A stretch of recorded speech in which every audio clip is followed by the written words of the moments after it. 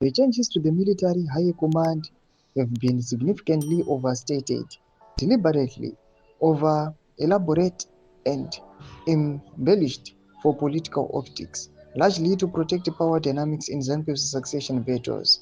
Zanapinda mashoko kudanyorwa panguva ino pamusoro aiwa power dynamics ari kuitika muruling party ZANU-PF pamwe chete changes in the military command. Don't subscribe or like on the bell icon. Timda pahendi ya Blabia mdanyura chiti.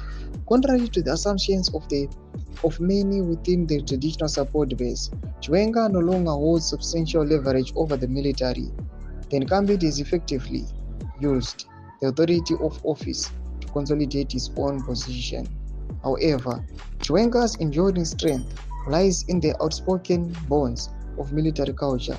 Soldiers instinctively recognize and relate to one another in a language that is rarely articulated openly.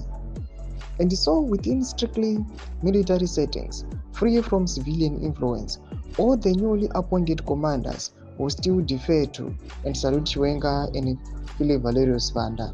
This is why General Mujuru had to be incinerated into a shovel of ashes. He was still senior to Chiwenga, and he would have most likely broken lines of command structure in the 2017 coup.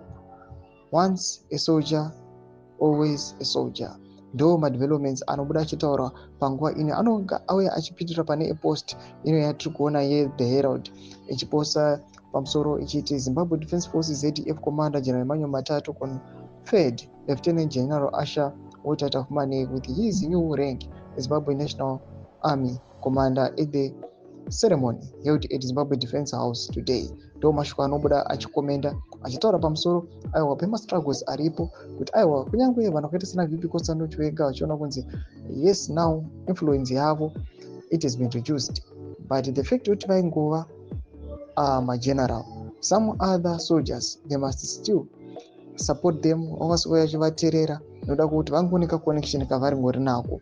Ndinakume section medu mbodza mafungiro enyu not kudi pamusoro pemafungiro ake. Ndinakume section medu musansubscribe or like channel on the bell icon.